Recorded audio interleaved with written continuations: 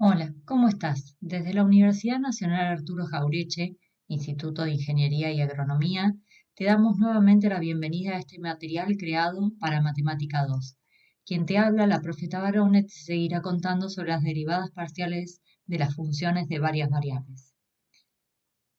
En el video anterior te mostré cómo obtener las derivadas parciales de una función de varias variables. En este nuevo video te voy a mostrar cómo obtener las derivadas de segundo orden de una función de varias variables. Para ello, recordemos lo obtenido en el video anterior. Teníamos que una función f de x, y estaba dada por la expresión x seno de y. De esa manera, las derivadas parciales de f respecto de la variable x era seno de y la derivada parcial de la función f respecto de la variable y era igual a x coseno y. Estas son conocidas como las derivadas de primer orden. Ahora bien, estas derivadas vuelven a ser nuevamente funciones de varias variables, es decir, f sub x es función de las variables x e y. Luego, f sub y también depende de las variables x e y. Recordemos para ello que f sub x de las variables x e y representan la derivada parcial de la función que depende de las variables x e y respecto de x, y eso obtuvimos que era seno de y. Y por su parte, f sub y de las variables x e y representa la derivada parcial de la función que depende de las variables x e y respecto de la variable y eso obtuvimos que era x coseno y. Estas funciones, al ser funciones de varias variables, pueden ser derivadas, pero como lo hemos indicado en el video anterior, debemos especificar respecto a qué variable lo estamos haciendo. Además, podemos simplificar nuestra notación diciendo simplemente que f sub x es igual a la derivada parcial de la función que depende de las variables x e y respecto de x, y eso es seno de y. F sub y es igual a la derivada parcial de la función que depende de las variables x e y respecto de y, que es x coseno y. Nunca debemos de perder de vista que estas, tanto f sub x como f sub y, son funciones que dependen de las variables x e y. Como dijimos previamente, estas derivadas vuelven a ser nuevamente funciones de varias variables. Por tanto, podríamos nuevamente derivarlas, pero como lo hemos indicado en el video anterior, debemos especificar respecto a qué variable lo estamos haciendo. Entonces comencemos con f sub x. Recordemos que f sub x representaba la derivada parcial de la función que dependía de las variables x e y respecto de la variable x. Esta f sub x, recordemos también que depende de las variables x e y. Y obtuvimos que era seno de y. Al ser una función de las variables x e y, esta función va a poder ser nuevamente derivada respecto de las variables x e y. En el primer caso, la derivada parcial de seno de y respecto de la variable x es igual a 0. Esto se debe a que en la expresión de la f sub x, x no está presente. Luego su derivada es igual a 0. Por su parte, la derivada parcial de la función seno de y respecto de la variable y resulta coseno y. Estas son conocidas como las derivadas de segundo orden. Si simplificamos nuestra notación, vamos a ver que en este primer caso, la derivada de la función se hizo en primera instancia respecto de la variable x y luego se la volvió a derivar respecto de x. De esta manera, esto se denota como f sub xx. Esta f sub xx no debemos de perder de vista de que nuevamente será función de las variables x e y.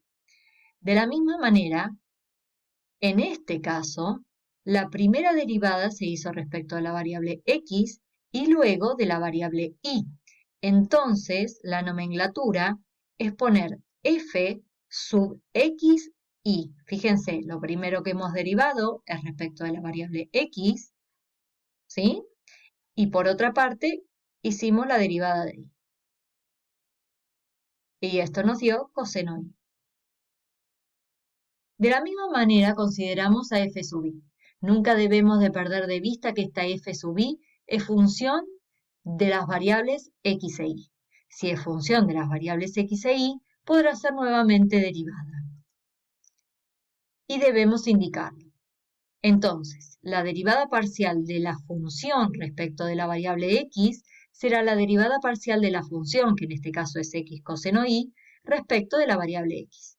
Miremos en este caso que todo lo que no sea x será considerado como constante. Luego, esto es la derivada de una constante por x, que sería la constante.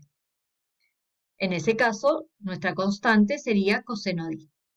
De la misma manera, vamos a plantear la derivada parcial de la función respecto de la variable y, es decir, la derivada parcial de x coseno y respecto de y. Todo lo que no sea la variable y será considerado como constante.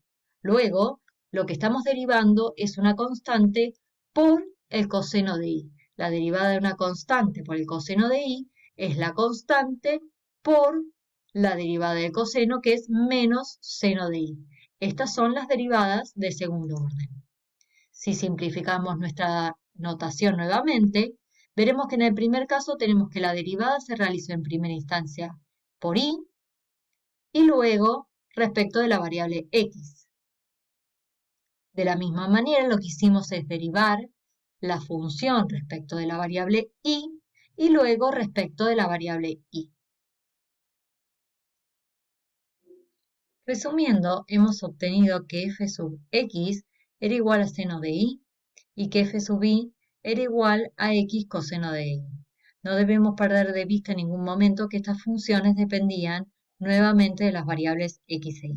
Por tanto, en el desarrollo dijimos que estas podían ser nuevamente derivadas y obtuvimos que f sub xx era igual a 0, que f sub ix era igual a coseno y, f sub x y coseno y f sub i igual a menos x seno de y.